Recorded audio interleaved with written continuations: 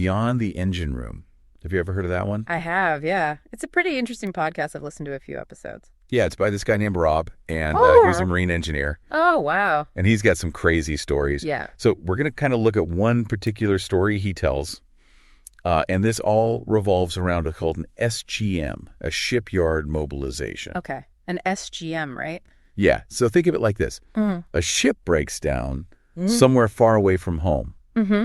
And so they need to send a specialized team out to, get it running again. Right. And so that's the SGM team. Gotcha. And the particular story we're going to look at took place back in 1988. Wow. Oh, quite a while ago. Back when he was a much younger man. Yeah. And he goes on this unexpected adventure. Oh, this sounds like a fun one. Yeah, it is. And so I thought we could just jump right in. Okay, sounds good. So Rob's working on this oil tanker in Cardiff. Okay. And all of a sudden he's told to pack his bags. Uh-huh. And he's off to Heathrow Airport. Oh, wow. Yeah, a flight to Boston. Okay, so where's he going in Boston? Well, he's going to Fall River, Massachusetts. Interesting. What's in Fall River? Well, that's where things get interesting. Okay. He's going there to work on a damaged luxury yacht. A luxury yacht, huh? Yeah. What's the yacht called? It's called the Welsh Princess. The Welsh Princess. Yeah.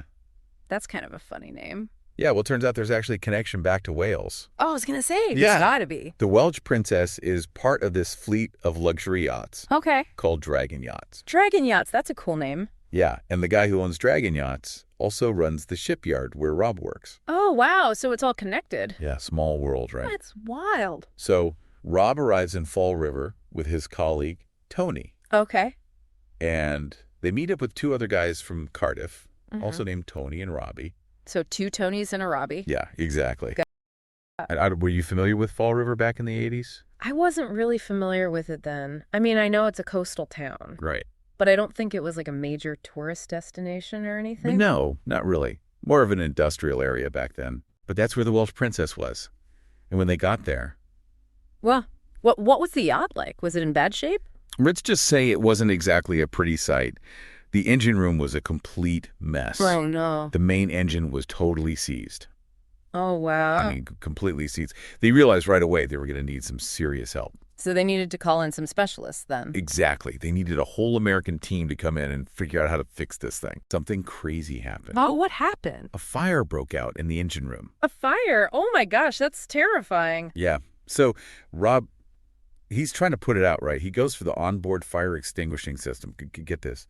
What? The handle comes off in his hand. Oh, no. So the system was malfunctioning. Totally malfunctioning. Yeah. So what do they have to do?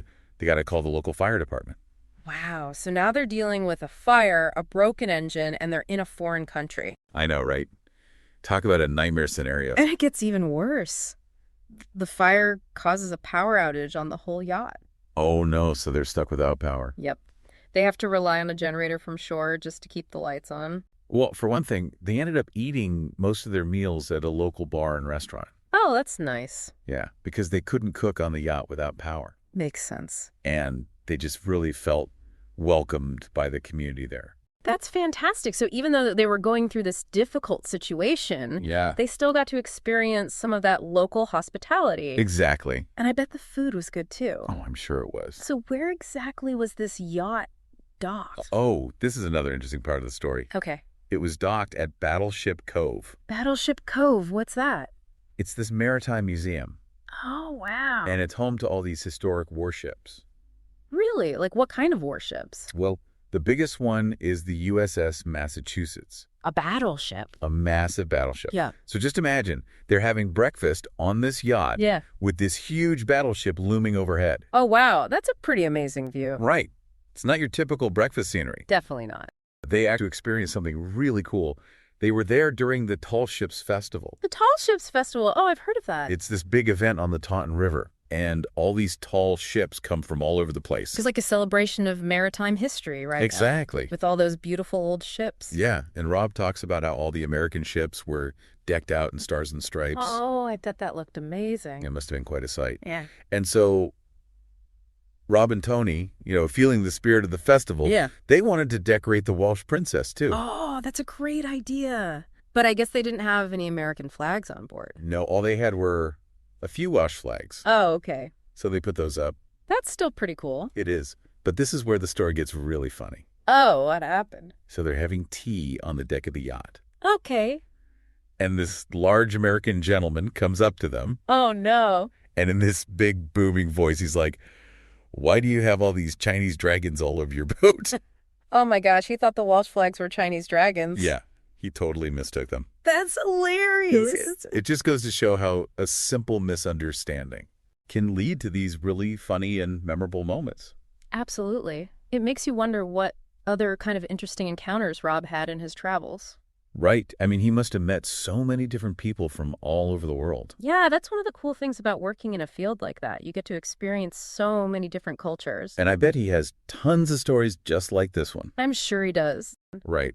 And it also kind of gives you a glimpse into this behind-the-scenes world that most people never really see, right? No, absolutely. The logistics and the specialized skills involved in maritime repair work. Yeah, we don't often think about it, but there's a whole intricate system in place to keep these boats, these ships running smoothly. Right. It's fascinating.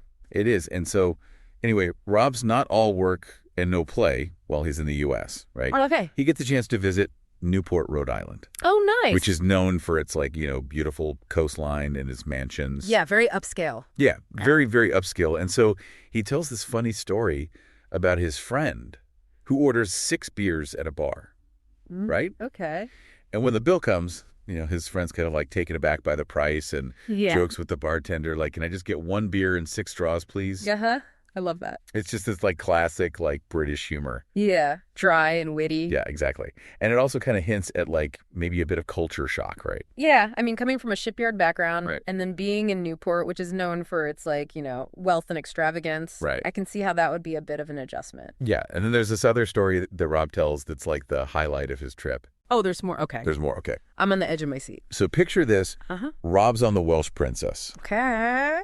He's got the yacht's amazing sound system cranked up. Nice. He's blasting Bruce Springsteen. Good choice. Right. Excellent. And suddenly, he's confronted by a U.S. Navy sailor. Whoa, hold on. Yeah. All right, so we're going from shipyard to luxury yachts to now the U.S. Navy. Yeah, What is right. happening? Well, this sailor comes from the USS Massachusetts, The USS Massachusetts. which is docked nearby. Okay. Now, here's the thing. What?